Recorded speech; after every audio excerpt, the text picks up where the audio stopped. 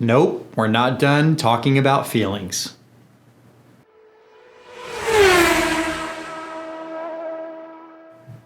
Hey traders, this is Taylor with the Trader's Brain, and we're continuing our discussion about feelings.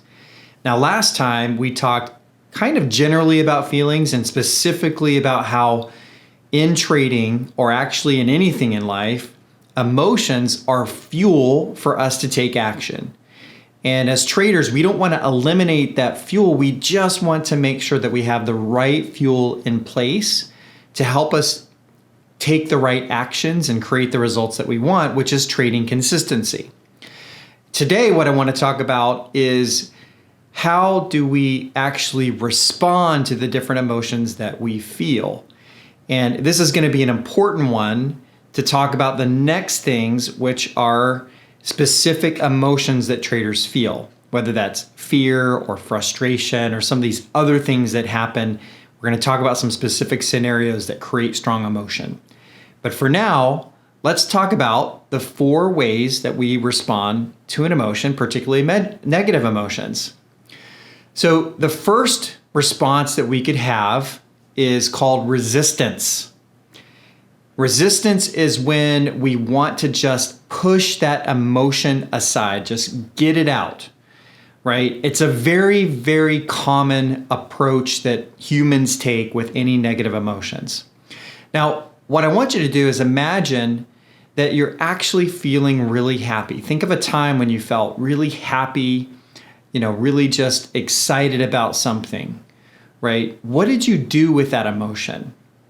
If you're like most of us, you probably just took it all in. You're like, yes, I feel so great. And you could feel all the good vibes in your body. You just allowed that emotion to be with you because it felt so good. That's very different than when we have a negative emotion where we don't want to sit with that emotion. We don't want to feel it. We want to push it aside. We want to push it out of the way.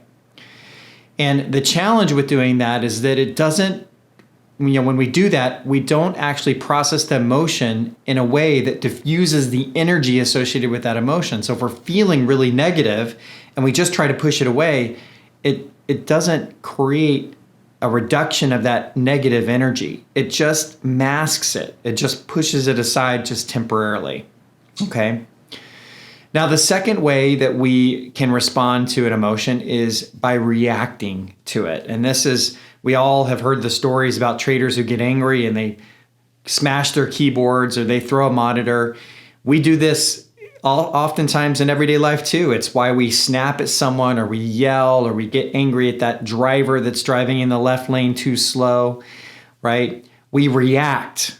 And this reaction tends to be something that amplifies the negative emotion further. It doesn't actually help us to create the results that we want or that we intend. In fact, it can create results that we don't want and that we have to go back and fix later. When you snap at someone that you love because you're angry, right, then you've got to go back and work on that relationship.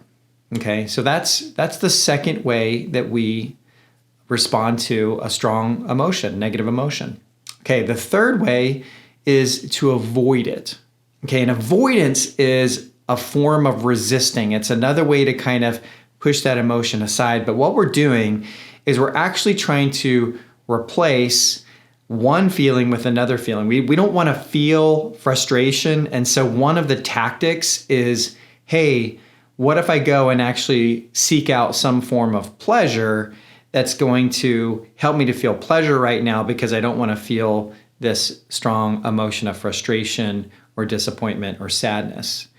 And you think, okay, well, that might be pretty good because we're going to replace that with pleasure. But the fastest ways that we tend to seek out to do those things are around dopamine and having dopamine hits, which means we rely on things like drugs, alcohol, games, or other behaviors that produce that immediate sense of pleasure, that provide that dopamine hit for us, but we're really, again, just masking the negative emotion. We're avoiding it. We're avoiding feeling it. And obviously, those kinds of behaviors can create massively negative results for us in our life that we really don't want to have. Okay? Now, the fourth way that we can respond to an emotion, and obviously this is the thing that we want to do, is to allow it. And it may seem counterintuitive to think that you want to allow a negative emotion, but we want to allow emotions because it allows us to process them in a healthy way. So go back to that example of where you're feeling happy, right? What were you doing? You were just letting that emotion live with you. You were feeling it in your body. You were recognizing the sensations that you were having, right? And so when we do that with negative emotions, we're able to diffuse that negative energy associated with it. And that's really what we want to do. We want to try to take a negative emotion and ensure that it does not have impact on our trading decisions. So how do we do that? How do we process an emotion? Now, I apologize. I'm going to get a little woo-woo here with you guys. This isn't stuff that a lot of traders like to talk about, but let's just go through it. There's really 3 steps to processing an emotion. Step number 1 is just recognize it. Recognize the emotion and give it a name. And in my last video, I shared a link to an emotions wheel. I'll do that in this one. If you're having trouble kind of naming an emotion, use that wheel to find the specific emotion that you're feeling. So just 1 is to know what it is that you're feeling. Second, describe to yourself the sensations in your body that emotion is producing. Oh, I'm clenching my jaw, or I'm tightening in my shoulders, or I feel butterflies in my stomach, right?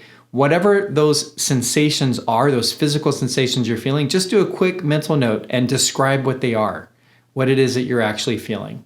And just acknowledge, oh yeah, I'm feeling this, and I'm feeling this, and I'm feeling this. Pretend like you are just observing that you're an alien visiting Earth, and you're observing someone feeling some sort of emotion.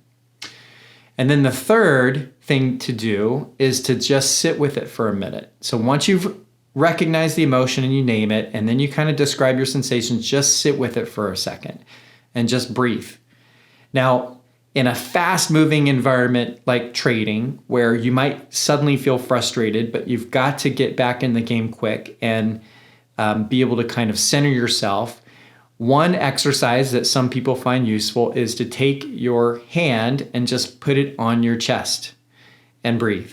And that connection, when you do that, you just center yourself in your body. You're just kind of recognizing what your body's feeling. You acknowledge it, take a big breath, and then move on. So those are the 4 responses that we could have to strong negative emotions, and the most effective way that we can handle those emotions is to process them, to allow them, and to do those things that will allow them to just pass and allow that energy to get through and beyond us so that we can move on to the next thing. So next time, we're going to talk about some specific trading scenarios and the strong emotions associated with those. So this is a helpful video in preparing for that next video. And as always, traders, happy trading.